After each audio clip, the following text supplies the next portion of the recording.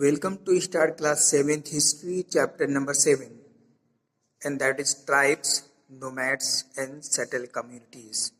In this chapter we will read about tribals life, their occupation, their development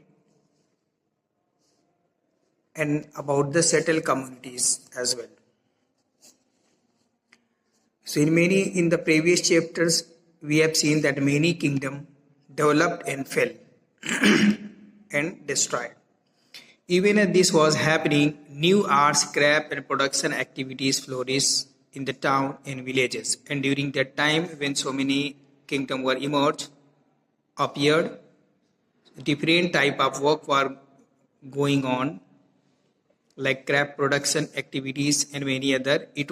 This type of work also developed in the villages and in the town of those kingdoms. Over the centuries, after the centuries, important political, social and economic development had taken place. And in many 100 years, up to the 100 years, different type of development was also there during that kingdom, like political development, social development and economical development. But social change was not same everywhere, because different kind of societies evolved differently. But the social changes were not equal everywhere. Because of different type of societies, people in the societies were different, and the development of the different people in the societies were not equal. So development and changing in the society was also not equal. In the large part of the subcontinent, society was already divided according to the rules of Varnas.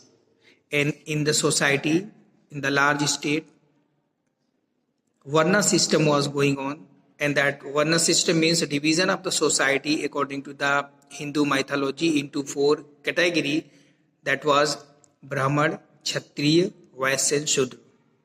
So this was going on during 13th century in the kingdom which emerged. These rules as prescribed by the Brahman, and this Varna system was prescribed by the Brahman people. And these were accepted by the rulers of the large kingdom, and it was also accepted by many kingdoms. Even the ruler also accepted this. The difference between the high and low and between the rich and poor increased. And during this kingdom, there was much difference between the high people and low people. Means there was much discrimination and much gap was there between the people of lower caste and people of upper caste.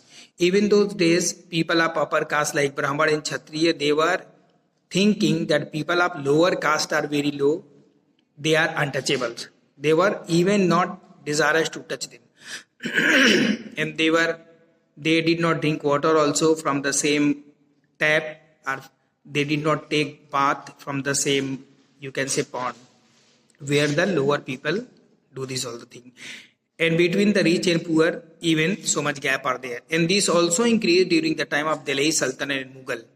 So the discrimination and gap also increased much during the time of Delhi Sultan and Mughal, but not according to caste. It was according to the area.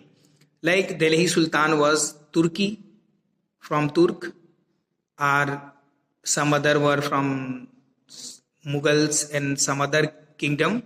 Those who came India to rule, they were from outside of India like Ghazni, Kabul, Turk and some other places. So those who came from outside, they were thinking about themselves that they are superior, and the people, those who are living, those who are accept them, they are from the low category. So in this way we can say that division of the society was also there. So they preferred Turk in the place of Irani, Indian, from any caste, Hindu, Muslim or Christian. Beyond big cities, tribal societies. There were, however, other kinds of societies as well. And that time, with that same time, some other people were also there. And many societies in the subcontinent did not follow the social rule and ritual prescribed by the Brahman. And when the Varna system was adopted by so many people, by even the king. So same time, some people were there who don't follow this Varna system, which was started by the Brahman or prescribed by the Brahmans. So, and they don't accept the unequal classification, and they don't accept the rituals, and those were tribals. Because in tribal people, they think that they all are equal. In the tribal people, society is not divided into any category. All the people, all the member of the tribal are equal. It is their belief. Member of each tribals were united by kingship bond. All the member of the tribal were joined with each other with the relation, either blood relation, relation with due to marriage, or due to any other relation. Many tribes obtain their livelihood from agriculture. Many tribal people earn money and get the food by doing agriculture. Others were hunter and gatherer or herder. And some other were hunter and gatherer. They hunt the animal and they bring the animal and they eat the flesh of the animal. Some other were herder, means they domesticate animal and they use their milk, meat, skin, horns, hair. In this way, they earn their livelihood and money. Most often, they combine this activity to make full use of the natural resources of the area in which they live. And wherever they live, according to this, they adopted the occupation. Some tribes were nomadic and moved from one place to another, and some tribals were nomadic. They were not having permanent house, and sometimes they stayed here, sometimes they will go to next place after some month. In Hindi, they are also called Banjara. The tribal group controlled land and pasture. So some tribal group also control the land, and they start pasture jointly.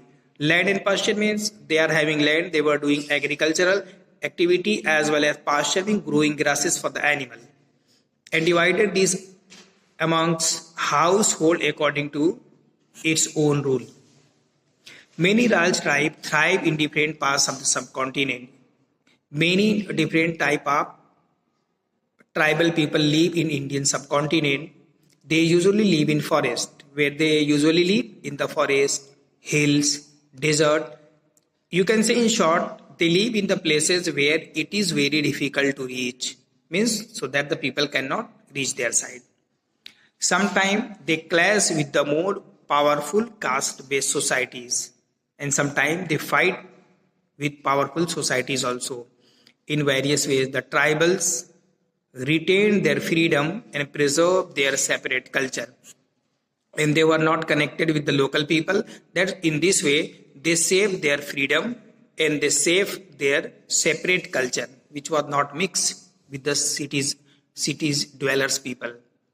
But the caste-based and tribal society also depend on the other for the diverse need, but they were also depend on each other due to different type of needs. And this relationship of conflict and depend gradually causes both society to change. And that the tribal people are also depend on the city people to purchase anything, either to sell anything into the city. When they will go to the city, they will sell anything to them.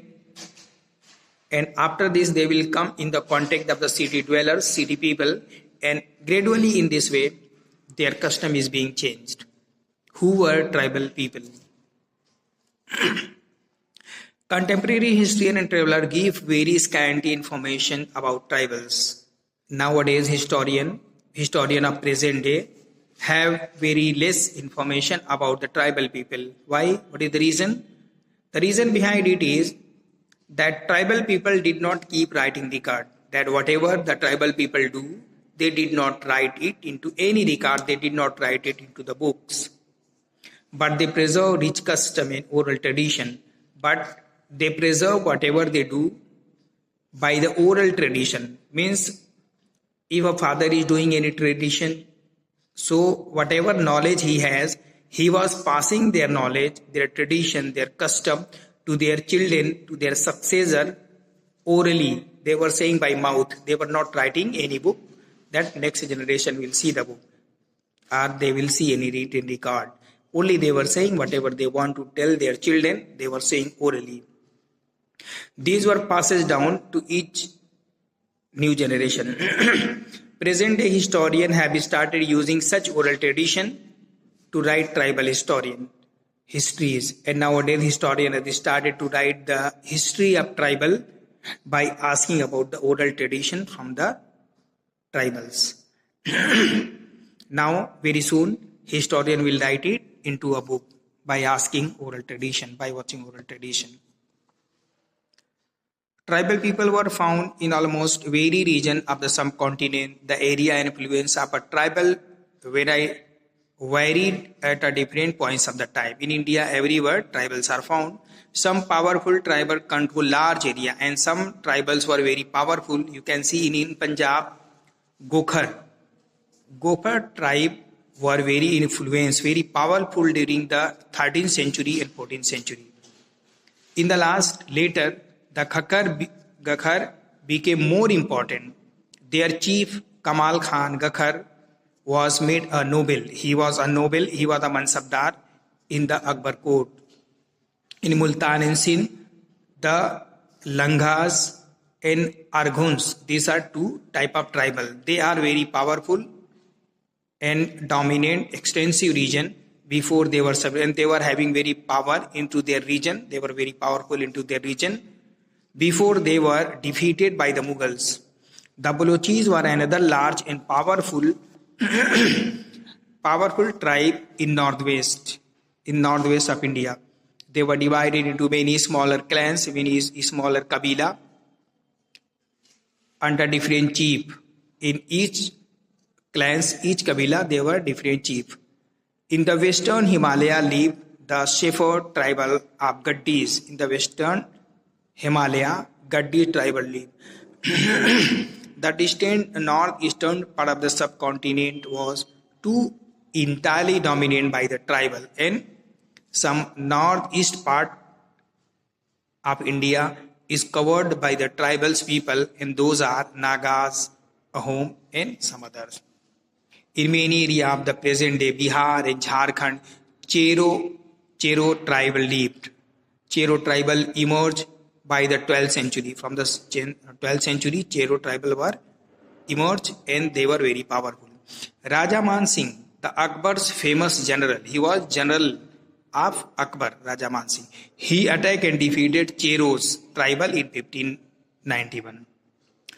And a large amount of booty, wealth, money was taken from them. But they were not entirely subdued and they were not entirely defeated. Under Aurangzeb, Mughal force captured many Chero forests. Under the Mughal, under the Aurangzeb, Mughal forces defeated the Chero's forts and they were defeated by them. The Mundas, Santhal were also among other important ruler of important tribe that time. Those who live in the region of Odisha and Bengal, means in the Odisha of Bengal, some tribal live like Munda and Santhal.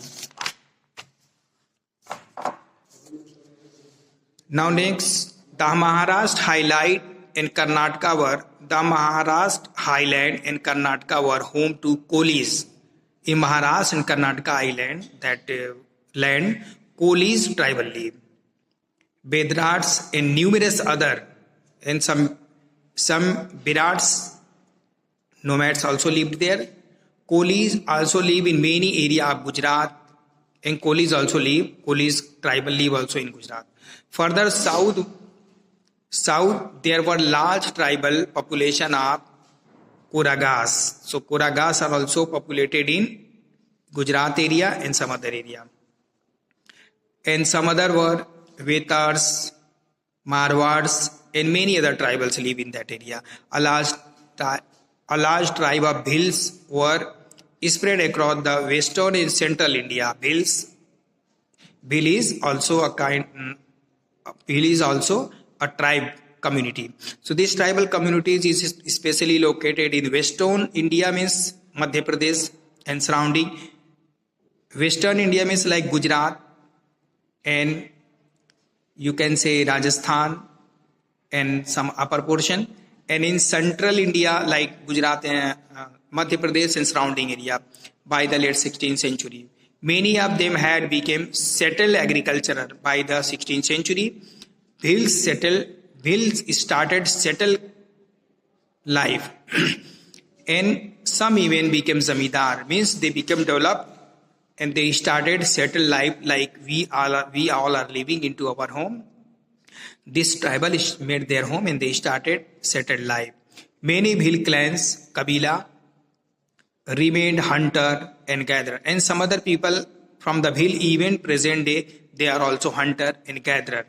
The Gonds were found in great number across the present day state of Chhattisgarh. The Gond is also very famous community of the tribal. They are present day, they are found now in Chhattisgarh, Madhya Pradesh, Maharashtra and Andhra Pradesh.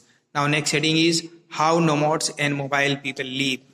This heading we will see in the next coming part second. Thank you.